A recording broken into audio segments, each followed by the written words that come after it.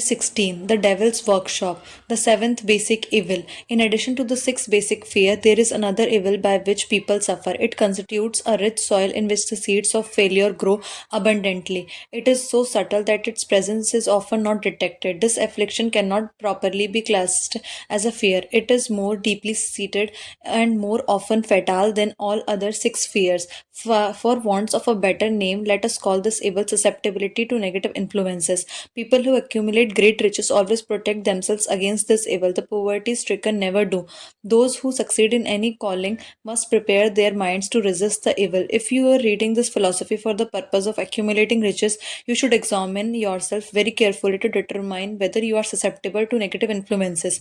If you neglect the self analysis, you will forfeit your right to attain the object of your desires. Make the analysis searching. After you read the questions prepared for the self analysis, hold yourself to strict account in your answers. Go to the task as carefully as you would search for any other enemy you knew to be waiting to ambush you, and deal with your own faults as you would a more intangible enemy. You can easily protect yourself against highway robbers because the law provides organized cooperation for your benefit. But the seventh basic evil is more difficult to master. It strikes when you are aware of its presence, when you are asleep and while you are awake. Moreover, its weapon is intangible because it consists of merely a state of mind. This evil is dangerous because it strikes in as many different forms as they are human experiences. Sometimes it enters the mind through the well meant of one's own relatives. At other times, it bores from within through one's own mental attitude.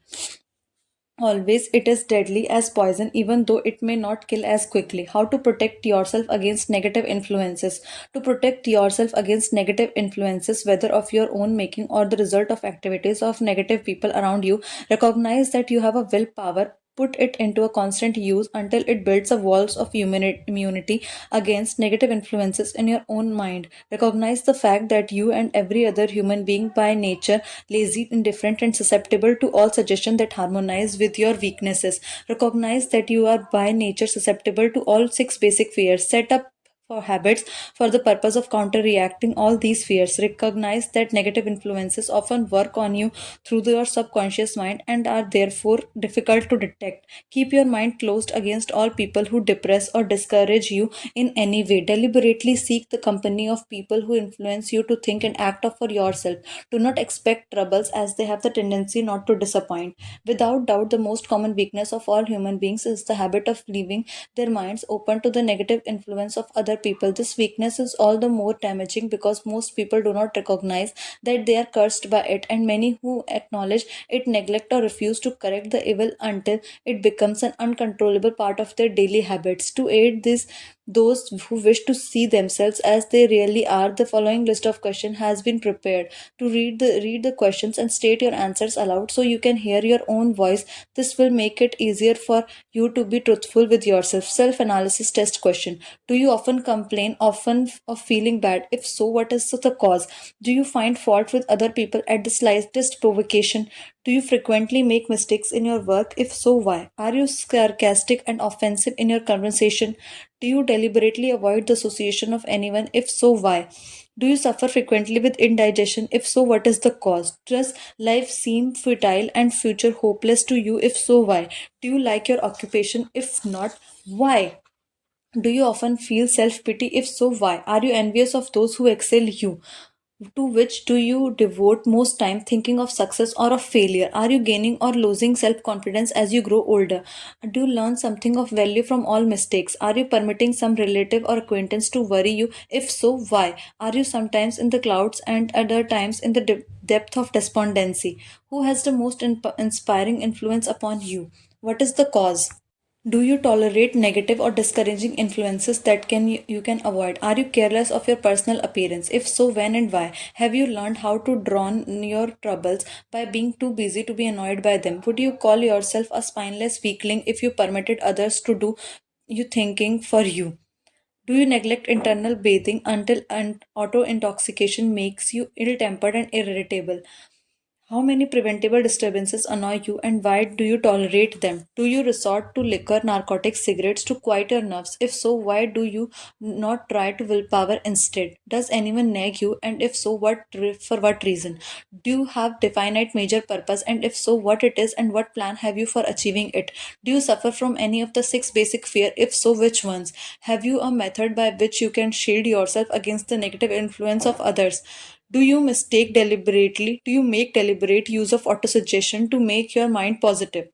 Which do you value most, your material possessions or privilege of controlling your own thoughts?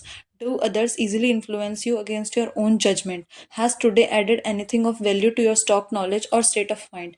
Do you face squarely the circumstance that make you unhappy or sidestep the responsibility? Do you analyze all mistake and failures and try to profit them by, or do you take the attitude that this is not your duty? Can you name three of your most damaging weaknesses? What are you doing to correct them? Do you encourage other people to bring their worries to you for your sympathy? Do you choose from your daily experiences, lessons, or influences that aid you in personal advancement? Does your presence have a negative influence on other people as a rule? What habits of other people annoy you most? Do you form your own opinions or permit yourself to be influenced by other people? Have you learned how to create a mental status of mind with which you can shield yourself against all discouraging influences? Does your occupation inspire with the faith and hope? Are you conscious of possessing spiritual forces of sufficient power to enable you to keep your mind free from all forms of fear? Does your religion help you to keep your mind positive? Do you feel it your duty to share other people's worries? If so, why? If you believe that birds of a feather flock together, what have you learned about yourself by studying the friends you attract? What connection, if any, do you see between the people whom you associate most closely and any unhappiness you may experience? Could it be possible that some person you consider to be a friend is in reality your worst enemy because of their negative influence on your mind? By what rules do you judge who is helpful and who is damaging to you? Are you intimate associates mentally superior or inferior to you? How much time out of every 24 hours do you devote to your occupation, sleep, play, and relaxation, acquiring useful knowledge? Plain waste. Who among your acquaintances encourages you most, cautions you most, discourages you most, help you most in other ways? What is your greatest worry? Why do you tolerate it? When others offer you free, unsolicited advice, do you accept it without a question or analyze their motive? What above all else do you desire? Do you intend to acquire it? Are you willing to subordinate all other desires for this one? How much time daily you devote to acquiring it? Do you change your mind often? If so, why? Do you usually finish everything you begin? Are you easily impressed by other people's business or professional titles, university degrees, or wealth? Are you easily influenced by what other people think or say of you? Do you cater to people because of their social and financial status? Whom do you believe to be the greatest person living? In what respect is this person superior to you? How much time have you devoted to studying and answering these questions? At least one day is necessary for analyzing and answering the entire list. If you have answered all these questions truthfully, you know more about yourself than the majority of people. Study the questions carefully. Come back to them once each week for several months. You will be astounded at the amount of valuable additional knowledge you will have gained by a simple method of answering the questions truthfully. If you are not certain of the answers to some of the questions, seek the counsel of those who know you well, especially those who have no motive of in flattering you, and see yourself through their eyes. The experience will be astonishing. You have absolute control over but one thing, that is your thoughts. This is the most significant and inspiring of all known facts. It reflects our divine nature. This divine prerogative is the sole means by which you may control your own destiny. If you fail to control your own mind, you may be sure you will control nothing else. If you must be careless with your possessions, let it be in connection with material things. Your mind is your spiritual estate. Protect and use it with the care to which divine royalty is entitled. You were given a willpower for this purpose. Unfortunately, there is no legal protection against those who, either by design or ignorance, poison the minds of others by negative suggestion. This form of destruction should be punishable by heavy legal penalties because it may and often does destroys one's chances of acquiring material things that are protected by law. People with negative minds tried to convince Thomas A. Edison that he could not build a machine that would record and reproduce the human voice because they said no one else has ever produced such a machine. Edison did not believe them. He knew that the mind could produce anything the mind could conceive and believe, and that knowledge was thing that lifted him above the common herd. Men with negative minds told F.W. Woolworth he would go broke trying to run a store on 5 and 10-cent sales. He did not believe them. He knew that he could do anything within reason if he backed his plans with faith. Exercising his right to keep other men's negative suggestions out of his mind, he piles up a fortune of more than $100 million. Men with negative minds told George Washington he could not hope to win against the vastly superior forces of British, but he exercised his divine right to believe. Doubting the Thomases scoffed scornfully when Henry Ford tried out his first crudely built automobile on the streets of Detroit. Some said the thing would never become practical. Others said no one would pay money for such a contraption. Ford said, I'll build the earth with dependable motor cars, and he did. His decision to trust his own judgment piled up a fortune far greater than the next 5 generations of his descendants could squander. Henry Ford has been repeatedly mentioned because he is an astounding example of what someone with a mind of their own and will to control can accomplish. His records knock the foundation from the under that time own alibi.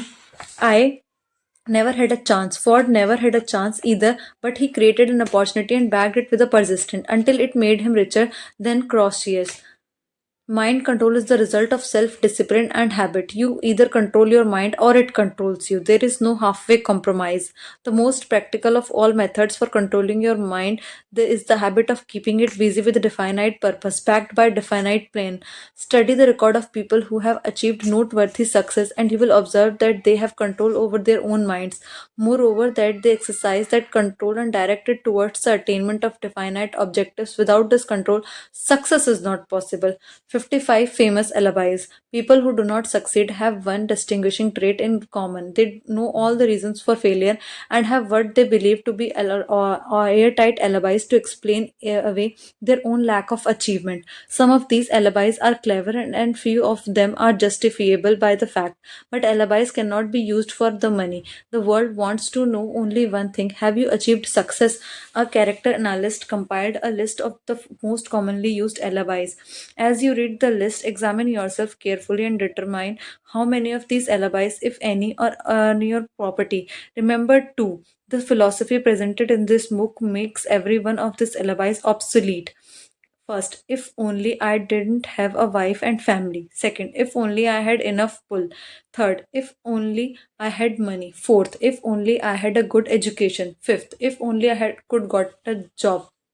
Sixth, if only I had a good health. Seventh, if only I had time. Eighth, if only times were better. Ninth, if only other people understood me.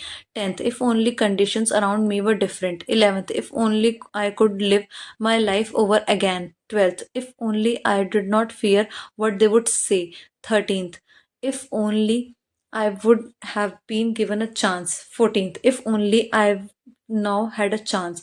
15th, if only other people did not have it in for me. 16th, if only nothing happened to stop me. 17th, if only I were younger. 18th, if only I could do what I want.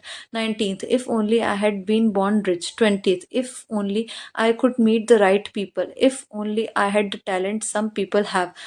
22, if only I dared assert myself. 23, if only I had embraced past opportunities. 24th, if only people did not get on my nerves. 25th, if only I did not have to keep house and look after the children. 26th, if only I could save money, some money.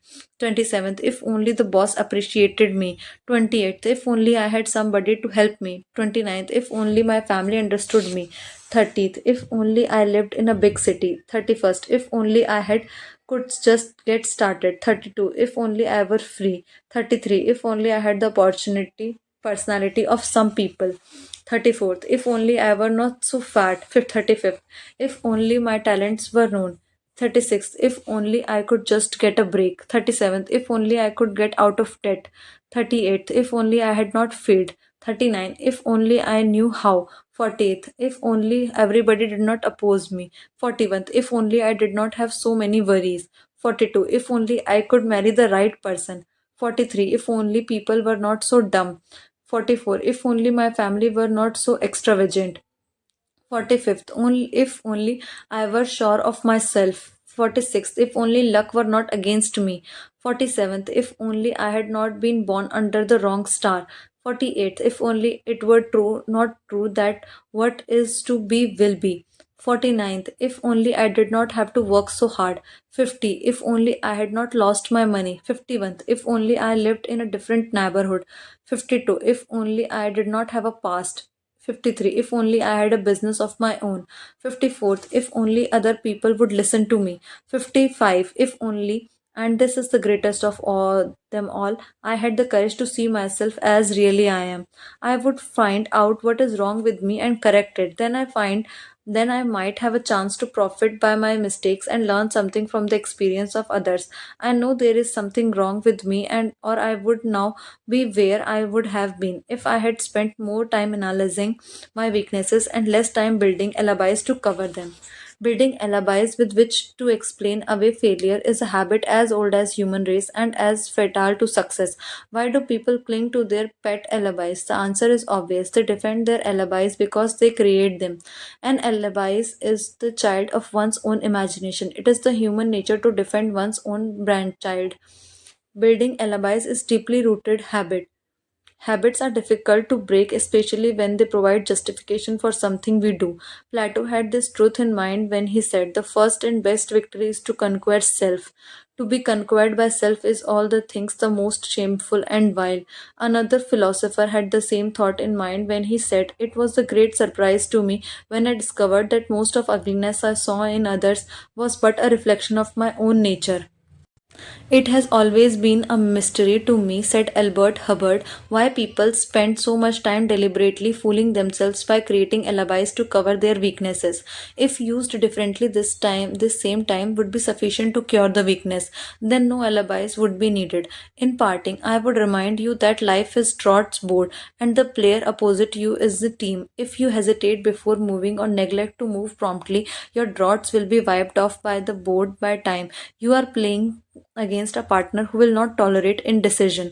Previously, you may have had a logical excuse for not having forced life to come through with whatever you have asked. However, that alibi is not obsolete because you are in possession of the master key that unlocks the door to life's bountiful riches. The master key is the intangible, but it is powerful. It is the privilege of creating in your own mind a burning desire for definite form of riches. There is no penalty for the use of the key, but there is a price you must pay if you do not use it. The price is failure. There is a reward of stupendous proportions if you put the key to use. It is the satisfaction that comes to all who conquer self and force life to pay whatever is asked.